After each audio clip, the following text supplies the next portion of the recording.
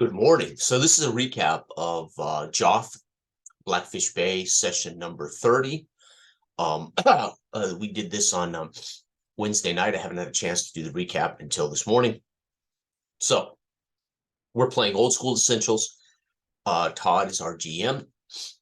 This has been a long-term campaign. We've had multiple players drop in, drop out. And it has been fantastic. We're using, we are not using, but Todd is featuring his campaign world of Joth. Joth, I believe, is the name of the main city, but we're in Blackfish Bay, so we're kind of removed from Joth of late. And I think Todd said this was the 18th session in Blackfish Bay, I think he said, which is pretty cool. I think that's what he said. Okay. So my character leveled up after last session. I am a fighter, 17-year-old son of the farmer who was killed, and it was an NPC torchbearer in a session where my cleric died. And of course, I inherited this fighter. This kid, I rolled him up on the fly. He has fortunately made it to level 2. He is just that, a straight fighter, pretty by the name of Arig Tam. Dell playing a recurring character, a Trotter Fingersmith, a halfling, and I think he's level 2 or 3, maybe more. I can't recall. David's playing Lauren, again, I think level 2 fighter. I want to say a fighter. I'm a human. I believe David is playing a human. I'm pretty sure. Yeah, we pretty much had to until we encounter other races. So at some point, they must have encountered a halfling, as Dell is a Trotter. John has a character named Bomrick, who is a dwarf. However, he was not able to be there Wednesday night. And who am I forgetting? Oh my gosh, Dell, myself, David. Oh, and Jorian, Jory, Dell's son, joined us, which was fantastic. Playing Helmer, also sounds like a fighter, human. He was in plate mail armor, so I'm assuming with I think he said with a two-handed weapon. So I'm pretty sure he's a fighter as well, which is pretty cool. So last we left off, we were returning from delivering the Well Witch to Bricket Bottoms, a deal in which Trotter Fingersmith had worked to bring her to his home village, or his home city. And his father, he left the witch with his father to set up a portal, and the portal will allow travelers and etc. to come and go. I'm not certain exactly how.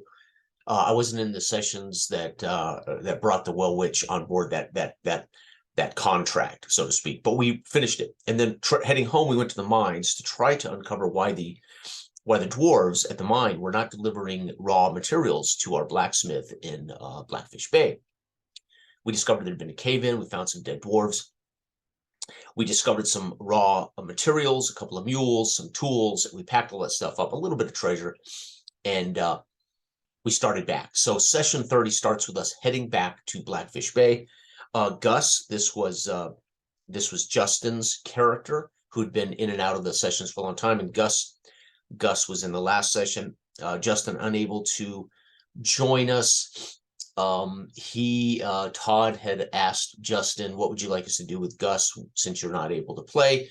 And he killed Gus off with dysentery. So Todd makes sure Gus is with us, and he describes how Gus along our journeys is sick. And he runs off sick, moaning, and runs off to the bushes to alleviate, to evacuate his bowels. And meanwhile, while Gus is sick in the bushes, he introduces Jorian's character in another bush, who has been waylaid by a friend, Gregor, who they had been hunting. And Gregor is a hunter, someone around Blackfish Bay. I don't know exactly what his deal was, but he somehow was cursed by a fairy sprite and has a left arm tentacle. And he obviously waylaid Helmer for their hunt, for their food. I think they took a boar, and Gregor decided he wanted the boar all for himself and basically assaulted Helmer, left him in the bush with markings as evidence on his face, as evidence that he was accosted by Gregor. So we all help Helmer out of the bush. We put Gus back on his horse, and we continue on trying to get to Blackfish Bay. Along the way, we see down by the lake, Lake of Talons, tents. They appear to be empty, nobody around. And Trotter volunteers to sneak down to those tents and take a gander, see what's there. Maybe we can camp for the night there. Maybe we could, how should I say, rescue some items that have been mislaid, right, or something like that. I don't know. But Trotter fails miserably to sneak. He alarms someone inside a tent. He can't see them, but he can hear them yelling at him, and they're warning him off that we will kill you. Get away from us. There's some noise of mechanical device in the tent. He races back up. And by the way, it's been a warm rainstorm. I believe it's equal to August in the game. So it's a pretty heavy but warm rainstorm. And it's muddy and sloggy, and we can't see very far, so to speak. And Trotter comes racing back to us and hides behind his pony and says, "We need to move on. That guy's threatening us. It doesn't sound good." Meanwhile, coming out of the lake is this creature we don't recognize, a bipedal creature with a large head that's metallic, has one giant eye. My character waves from the hilltop to it. It looks kind of as if it's trying to see us, but maybe can't. And it lumbers up back toward the main tent. And we decide, let's just move on. We don't know what we're dealing with here. And Todd did a great job of giving us enough vague description that our characters couldn't possibly know what it is. But it sounds like a diving bell. So I'm thinking this is a diver, right? Hooked to a oxygen line. They're pumping oxygen to him, and he's wandered out into the lake, and he looks like he described it in such a way. I said, this is a guy in an old diving suit, but could be completely wrong, right? But that's what's cool about it. I don't really want to find out. Neither does the party. So we continue to head southwest along the road, along the lake, and we hit a wandering monster. And that comes out of us from behind, from the tree line, large, 20 feet long, belly to the ground, long tail from snout to end to tail, about 20 feet big.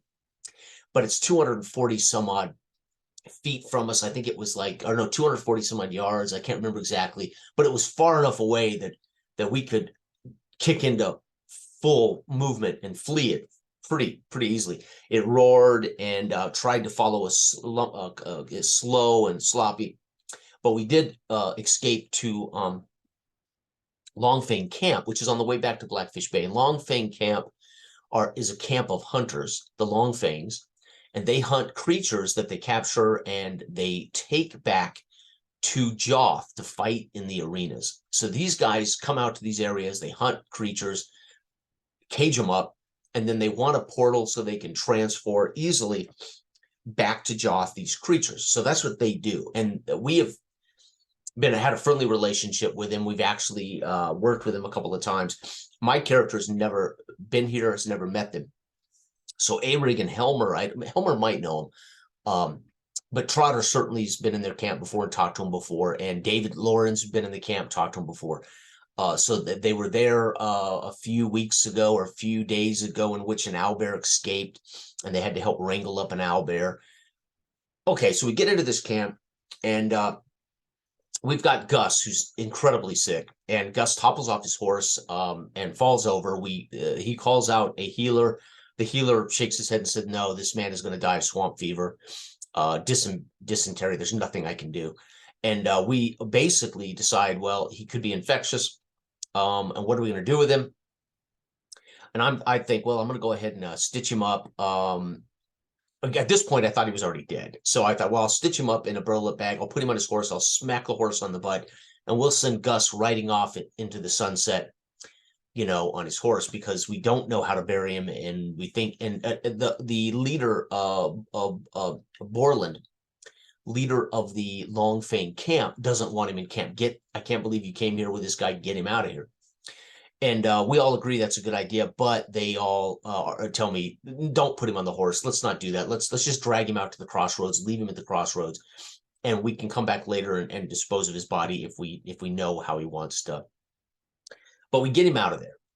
We then bed down for the night, and just as it gets dark, a few hours into rest, the creature that we've been cursed with, the Grunge Guardian, which is a dwarf type supernatural beast, during the daylight hours cannot be outside, but at night it hunts us. And until we dispatch it or find a way to dispatch it, we're constantly being caught up by this thing. Sure enough, it shows up in this camp. We all onto our feet. All that's around the camp at this time are baggage handlers and work people and cooks, and none of them are fighting men except Borland. And so we all get up onto our feet. We race out to face this Grudge Guardian, which again, Arig it believes it murdered his mother, his father, and his siblings. So my character is always looking for a chance to fight this thing and kill this thing.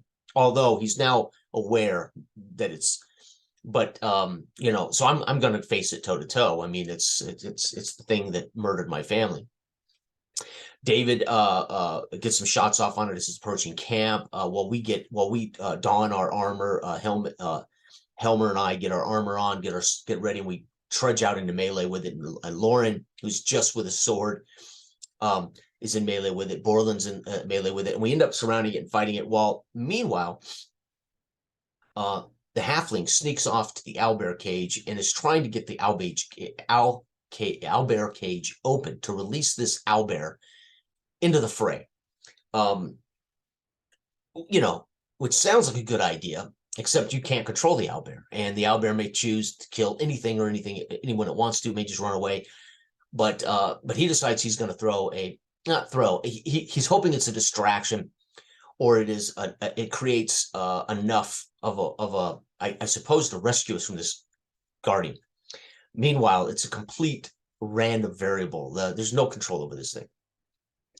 While we fight this Grudge Guardian, Lauren wailing on it, but the rest of us struggling to do damage to it. He can tell he's doing some damage to it. Finally, Trotter was rummaging around trying to find a crowbar or a tool, something to break this lock. Meanwhile, one of the workers comes to his aid, hands him a pickaxe or something, and he's able to break the lock on this. The owlbear bursts out, and Trotter runs to the main leader's tent and sneaks into the tent, while the owlbear randomly starts waylaying tents. There's 4 or 5 tents around the main camp, and this owlbear is just, tearing through these tents randomly. While we're still fighting this, so behind us, all of this is happening while we're fighting on the edge of the Long Fang camp, this Grunge Guardian. Lauren, for the most part, dispatches it. It just dematerializes. He doesn't kill it, but he does enough to it or something. We don't know. I'm assuming Lauren's damage forced it to dematerialize. However, that doesn't mean that it's dead. I don't think. I mean, my character would not know that, but my character believes we've dispatched it, and hallelujah, we beat it. Unbelievable. Meanwhile, there's this owlbear on the loose. Trotter grabs a net from the tent. He comes out with a net and runs to us while we're all getting ready to fight this owlbear. And meanwhile, we have to ultimately bash down this owlbear, and unfortunately we kill it. And it's a juvenile owlbear, so it's not quite the beast that it could have been. And had it been a full adult owlbear, we'd all been in deep trouble, I think, or at least some of us would not have survived. But we managed as a crew, although we couldn't catch it with a net and we couldn't avoid killing it. We had to kill this juvenile owlbear to save ourselves. So for the most part, that's how it goes. And Todd then basically does a little interlude of what happens the previous day, talks about Borland being disappointed that the owlbear has been killed, because again, they sell these creatures. That's their job. They capture these creatures in the wild and they deliver them to the arena, and they get paid well for it.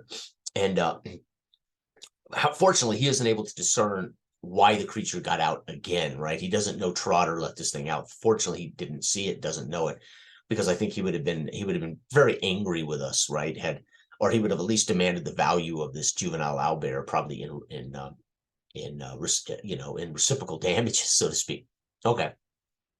Todd then just gives us a great little interlude, hike back into town, and takes us directly to the Shenanigans Tavern and Inn, where we would have ale and kick our feet up as we've made it back.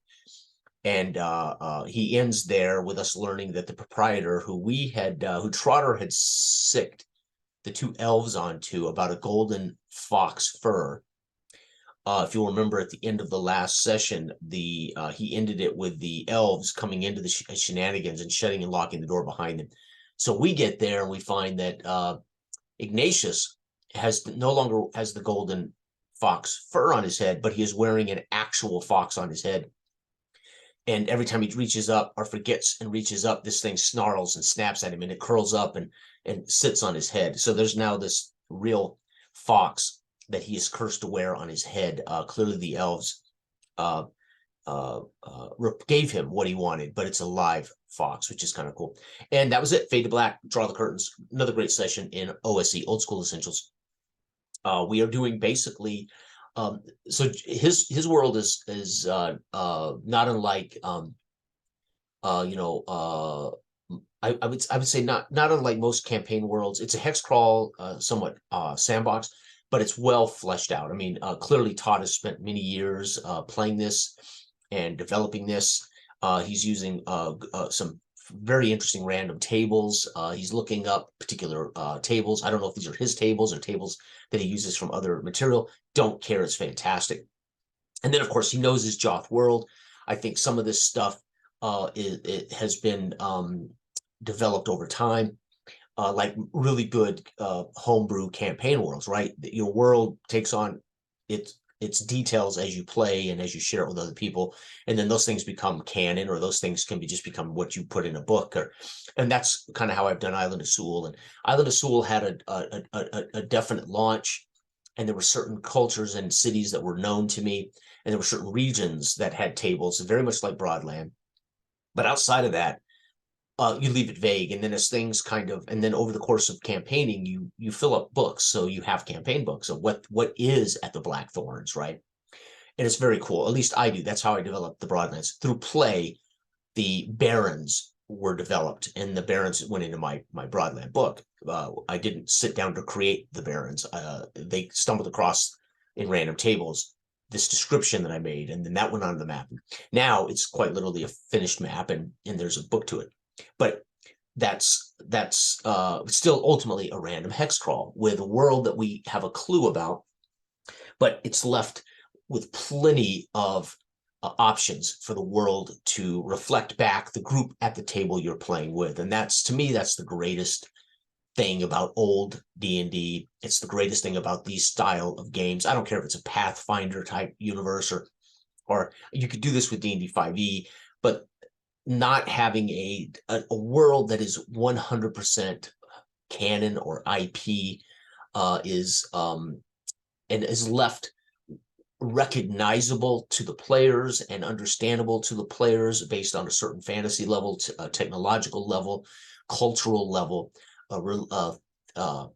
theological levels, and then the details of the world come together as we experience them, as we learn them, as we play, as hopefully we get to put in our 2 cents and things like that. It's been fantastic. So that was session 30 of the entire campaign. I think session 18 of Blackfish Bay, and we're having a great time. And this has been good. This particular excursion has had the right amount of mystery, not the last 3 or 4. Well, all the sessions are remarkable when it comes to exploration and mystery and how Todd presents the game in the world. But these last few have been interesting in that we've had the danger. There has been plenty of opportunity for us to be killed. We have managed through dice rolls or through avoidance, fleeing, or running from combat, etc. We've managed to hang in there, and it's starting to feel,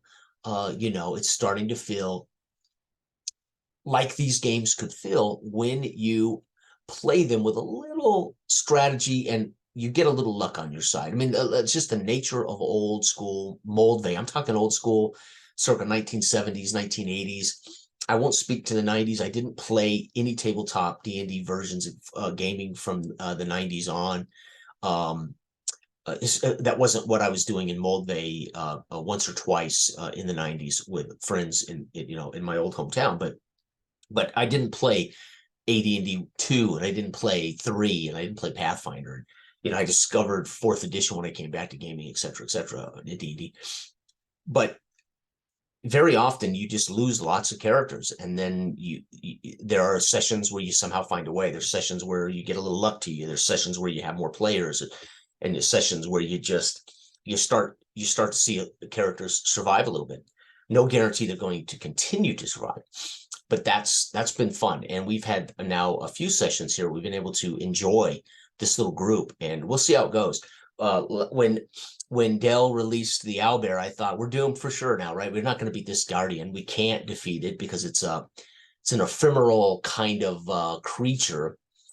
I wasn't even certain we could do damage without magical weapons, and I was starting to get the feeling we couldn't, as David's character waylaid this thing, but we didn't seem to be getting anywhere. And I thought, oh my God, on top of that, we need magical weapons to kill it, which could still be true, by the way. We really don't know why it went away.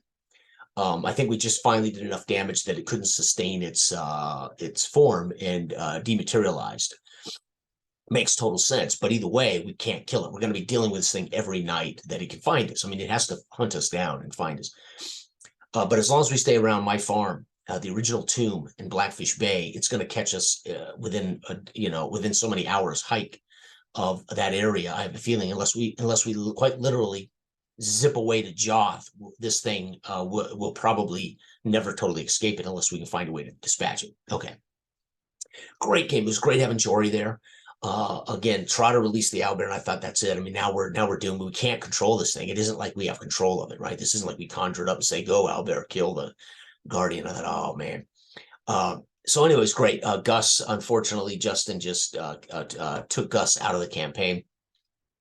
A couple of reasons for that. I'm assuming one, he doesn't anticipate he'll be back, or two, he just doesn't have interest in playing Gus anymore. I don't know which, but either way, it was great to see Gus in a couple of sessions, and so there you go. And what a way to go, right? Go with dysentery, right? Shit yourself to death.